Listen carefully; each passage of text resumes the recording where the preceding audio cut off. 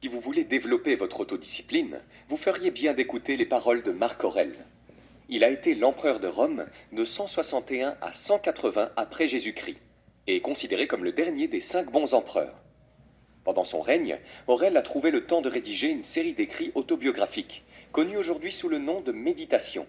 Dans ces écrits, l'empereur romain offre un certain nombre d'idées clés sur la façon de développer l'autodiscipline. Voici 10 de ces idées les plus importantes pour l'autodiscipline tirées des écrits de Marc Aurèle. Numéro 1. L'autodiscipline commence par la découverte de votre objectif. Marc Aurèle dit « Je dois aller travailler, en tant qu'être humain. De quoi dois-je me plaindre si je dois faire ce pourquoi je suis né, ce pourquoi j'ai été mis au monde ? Ou est-ce pour cela que j'ai été créé, pour me blottir sous les couvertures et rester au chaud ?» Marc Aurèle croyait que nous avons tous un but, quelque chose pour lequel nous avons été créés. Il est de notre devoir de réaliser ce but, car c'est ce but qui nous fait sortir du lit chaque matin. Si vous avez une idée claire de vos objectifs et de la façon dont votre tâche s'y inscrit, vous avez beaucoup plus de chances de les atteindre. Par exemple, disons que vous avez un pneu crevé et que vous devez le changer. Votre objectif est clair, changer de pneu aussi vite que possible pour pouvoir continuer votre route. Vous allez accomplir cette tâche, quelle que soit la fatigue que vous ressentez.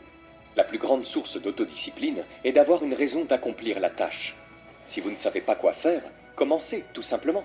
Si vous voulez devenir un écrivain, écrivez tous les jours.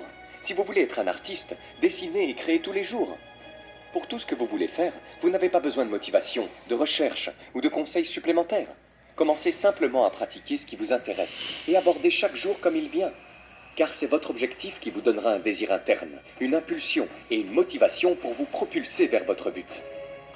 L'autodiscipline consiste à trouver des raisons impérieuses de faire quelque chose, puis à s'engager à mener cette tâche ou cette activité jusqu'au bout. Numéro 2. Comptez sur vous-même. Selon Marc Aurèle, vous devez transformer votre désir en pierre, apaiser vos appétits, garder votre esprit centré sur lui-même. Une fois que vous avez un objectif solide, il est temps maintenant de construire un plan d'action pratique pour vous aider à atteindre votre but. Vous ne devez pas seulement vous engager à atteindre vos objectifs, mais aussi accomplir toutes les petites actions que vous entreprendrez en cours de route pour atteindre ces objectifs. Nous devons nous engager pleinement à faire tout ce qu'il faut pour accomplir le travail, quels que soient les obstacles à franchir. L'autodiscipline est la capacité de se forcer à agir, à faire ce que l'on doit faire, quel que soit son état physique, mental ou émotionnel.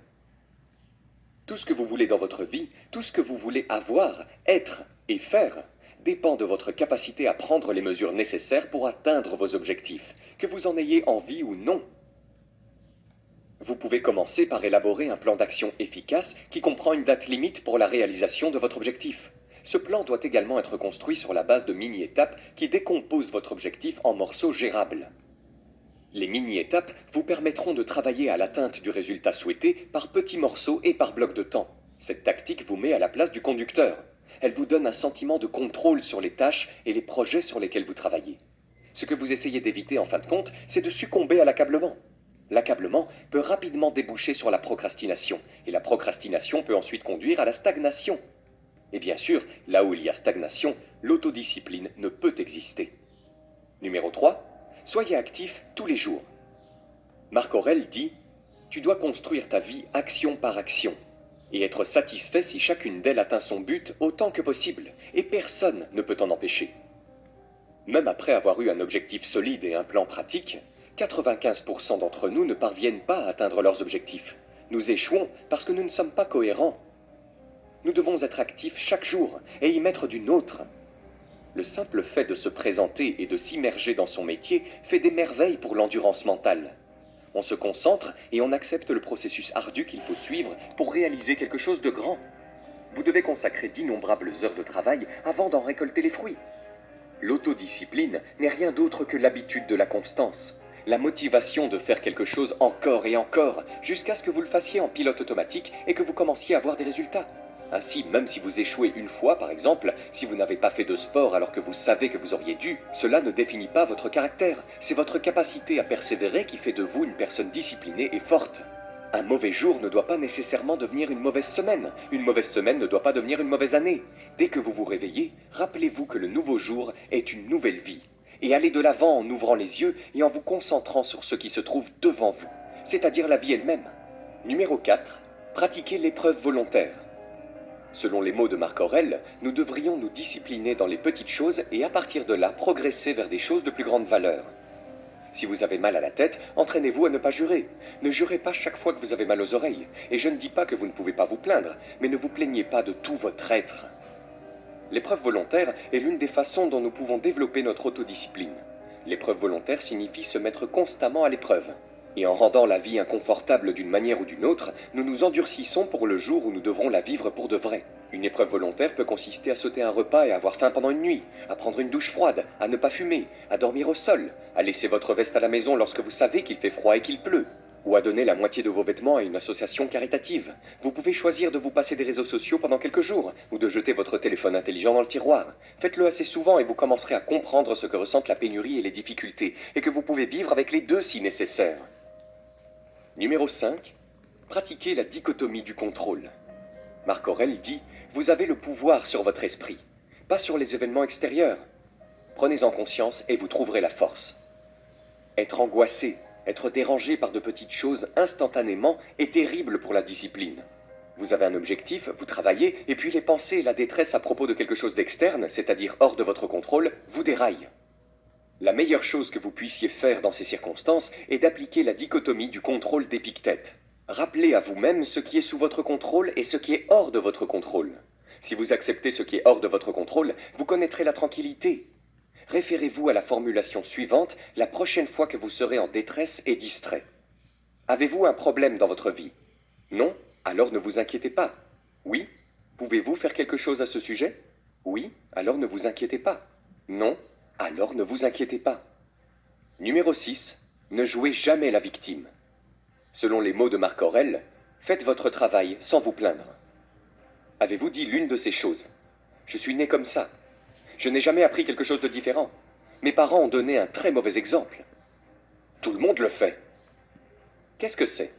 Des excuses que les gens utilisent pour justifier de rester comme ils sont au lieu de s'efforcer de devenir meilleurs. Vous devez assumer vos responsabilités. La mentalité du « pourquoi moi » est l'ennemi de la force mentale. Vous n'êtes peut-être pas fautif, mais votre vie dépend de votre capacité à déterminer ce qui est sous votre contrôle et à prendre ces choses en main.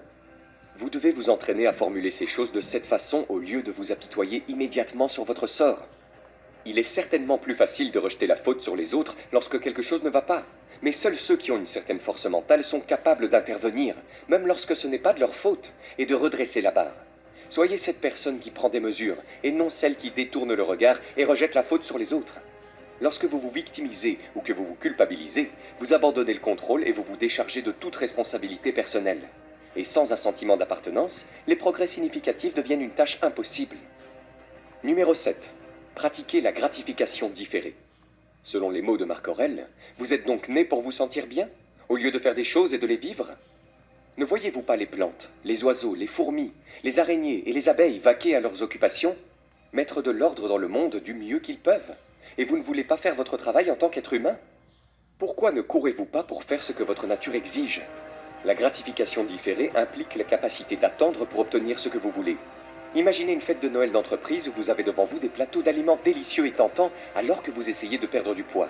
Si vous cédez et remplissez votre assiette de friandises grasses, vous risquez de faire dérailler votre régime, mais vous pourrez profiter d'un peu de gratification instantanée. Si vous parvenez à résister et passer la soirée à manger de la salade et à grignoter des bâtonnets de carottes, vous recevrez probablement une récompense encore plus grande en fin de compte, en perdant ces kilos superflus et en pouvant rentrer dans votre jean minceur préféré.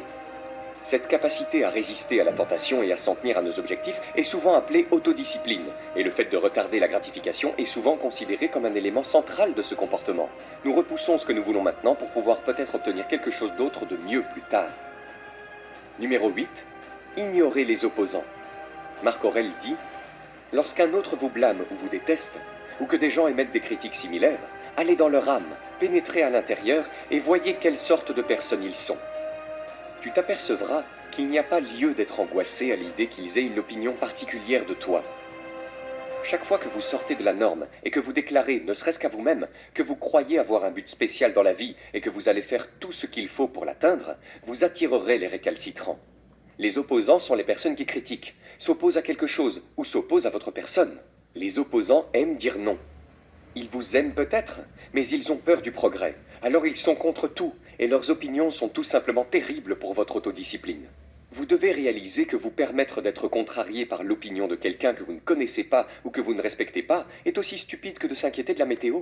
C'est un gaspillage d'énergie. Leur voix ne mérite pas d'être entendue. Ne confiez pas votre tranquillité d'esprit à des personnes extérieures qui peuvent la perturber à leur guise. Vous devez rechercher activement les commentaires honnêtes de ceux que vous respectez. Mais si quelqu'un a l'habitude de dire du mal de vous, ignorez-le. Numéro 9. Trouvez des personnes sages à imiter. Marc Aurèle dit: il sera même utile de fréquenter des hommes de bonne réputation, afin de modeler votre vie sur la leur, que vous choisissiez quelqu'un de vivant ou du passé. Il est temps maintenant de regarder vers l'extérieur pour trouver des réponses qui vous aideront à renforcer votre autodiscipline. Plus précisément, identifions des modèles de vie à suivre. Vos modèles peuvent être vos amis, votre famille, vos collègues qui ont déjà atteint l'objectif que vous vous êtes fixé. Posez-vous la question: qui fait cela en ce moment? Qui a atteint cet objectif avec succès? Qui a réussi à maîtriser cette habitude? Qui a réussi à effectuer ce changement? Qui a l'autodiscipline nécessaire dans ce domaine? Et que puis-je apprendre de cette personne qui puisse m'aider dans mon cheminement? Prenez le temps de demander à ces personnes comment elles se sont disciplinées. Demandez-leur comment elles ont mené à bien des actions spécifiques qui leur ont permis d'atteindre le résultat souhaité. Ensuite, utilisez leur expérience pour vous aider à vous discipliner tout au long de votre propre parcours. Numéro 10. Passez honnêtement en revue votre journée. Selon Marc Aurèle, voici les caractéristiques de l'âme rationnelle: conscience de soi, examen de soi et détermination personnelle. Elle recueille sa propre récolte, elle réussit dans son propre but. L'une des meilleures façons de devenir plus discipliné est de vous examiner minutieusement et de trouver vos points faibles. Soyez brutalement honnête et profitez de ce moment pour vous connecter à votre subconscient. Pratiquer régulièrement des rétrospections en soirée vous permettra de devenir plus conscient de vous-même à chaque étape de votre journée, car vous recueillerez activement des informations pour formuler et articuler des réponses constructives à ces questions. Demandez-vous: qu'est-ce que j'ai fait de bien aujourd'hui? Où ma discipline et ma maîtrise de soi ont-elles été mises à l'épreuve? Où ai-je bien fait? Qu'est-ce que j'ai fait de mal? Pourquoi cela s'est-il produit? Et en outre, comment puis-je m'améliorer? Vous savez maintenant comment vous pouvez vous améliorer demain, mais ne vous culpabilisez pas. Faites comme Sénèque et pardonnez-vous. Ayez un peu d'autocompassion. Des études montrent que c'est le fait de se pardonner, et non de s'en vouloir, qui vous empêche de continuer à remettre les choses à plus tard. Et ne vous contentez pas de vous critiquer. Pensez à ce que vous avez fait de bien, afin de pouvoir le répéter demain.